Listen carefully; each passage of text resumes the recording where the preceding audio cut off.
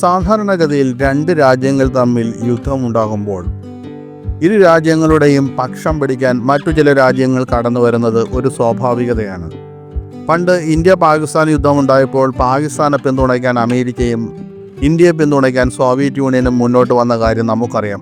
ഇപ്പോൾ പാകിസ്ഥാനിലെ ഭീകരവാദികൾക്കെതിരെ നടന്ന ഓപ്പറേഷൻ സിന്ദൂറിൽ ഇന്ത്യയെ അനുകൂലിക്കാൻ അന്താരാഷ്ട്ര തലത്തിൽ തന്നെ അനവധി രാജ്യങ്ങൾ മുന്നോട്ട് വന്നിരുന്നു എന്നത് സത്യമാണ്.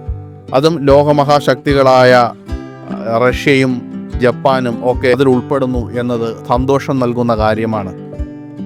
എന്നാൽ പാകിസ്ഥാനെയും പിന്തുണയ്ക്കാൻ അല്ലറ ചില്ലറ ചില രാജ്യങ്ങൾ തയ്യാറായി എന്നതാണ് സത്യം. നമ്മൾ പ്രതീക്ഷിക്കുന്ന പോലെ ഗൾഫ് രാജ്യങ്ങളോ ഇറാനോ പോലുള്ള രാജ്യങ്ങളൊന്നും പാകിസ്ഥാനെ പിന്തുണയ്ക്കാൻ തയ്യാറായി വന്നിട്ടില്ല. അവർ വളരെ ന്യൂട്രലായ നിലപാടാണ് സ്വീകരിച്ചത്.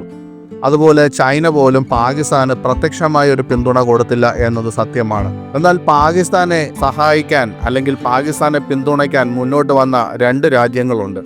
ഇതിൽ ഒരു രാജ്യം ആഗോളതലത്തിൽ അല്പം പ്രാധാന്യമുള്ള ഒരു രാജ്യം തന്നെയാണ്. വളരെ സാംസ്കാരിക പൈതൃകമൊക്കെയുള്ള ഒരു രാജ്യം തന്നെയാണ് തുർക്കി. മറ്റൊരു രാജ്യം അസർബൈജാനാണ്. പഴയ സോവിയറ്റ് യൂണിയൻ വിഘടിച്ചു പോയപ്പോൾ അതിലുള്ള ഒരു റിപ്പബ്ലിക്കായിരുന്നു അസർബൈജാൻ.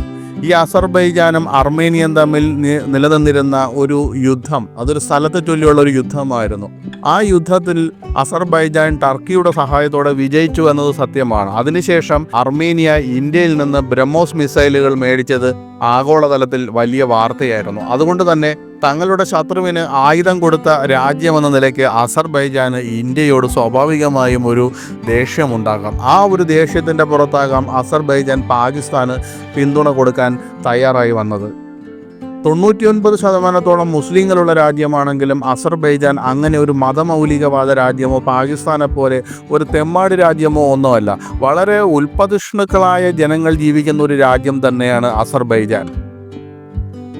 എന്നാൽ തുർക്കി ആകട്ടെ വലിയ സാംസ്കാരിക പൈതൃകമുള്ള ഒരു രാജ്യമാണ്. ഇന്ത്യയുമായി ഓർക്കാനായി അവർക്ക് യാതൊരു കാരണങ്ങളും ഇല്ല എന്നത് സത്യമാണ്. എന്നാൽ തുർക്കിക്ക് ചില ആഗോളതലത്തിൽ ചില താല്പര്യങ്ങളൊക്കെ ഉണ്ട്. പക്ഷെ അത് ഇന്ത്യയുമായിട്ടൊന്നും ബന്ധപ്പെട്ട് വരുന്ന താല്പര്യങ്ങളല്ല. പാകിസ്ഥാൻ അവർ പിന്തുണ കൊടുക്കാനുള്ള കാരണം ഒരുപക്ഷെ മതമായിരിക്കാം, അല്ലെങ്കിൽ മറ്റെന്തെങ്കിലും കാരണമായിരിക്കാം.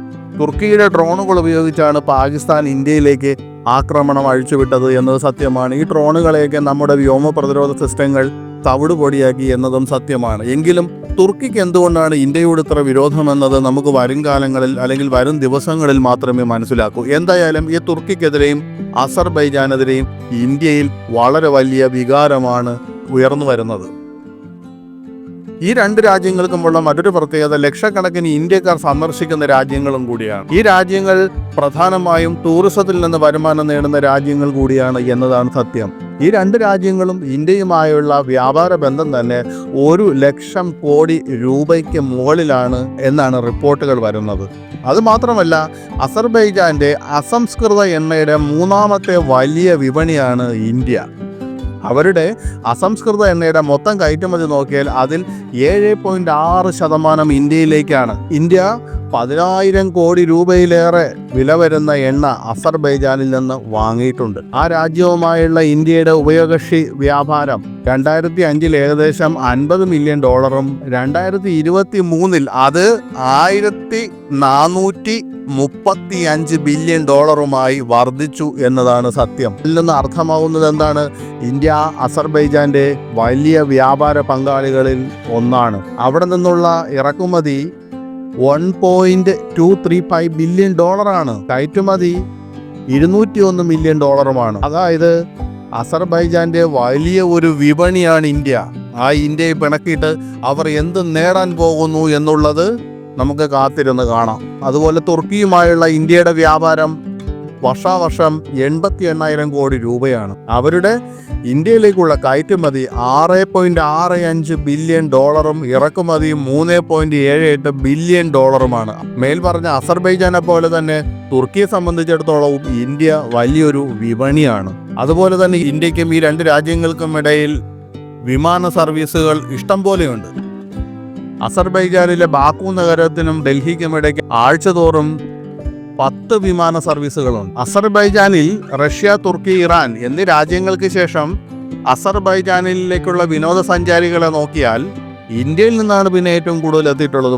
3.3 ലക്ഷം ഇന്ത്യൻ സഞ്ചാരികൾ തുർക്കി സന്ദർശിച്ചു എന്നും മനസ്സിലാക്കേണ്ടതുണ്ട്. കഴിഞ്ഞ വർഷത്തെ 3.3 ലക്ഷം എന്നത് വളരെ വലിയ ഒരു വർധനവാണ്. എന്തായാലും ഇന്ത്യയിലൊട്ടാകെ അസർബൈജാനെയും തുർക്കിയെയും ബഹിഷ്കരിക്കാനായി ഒരു പ്രചരണം നടക്കുന്നുണ്ട്.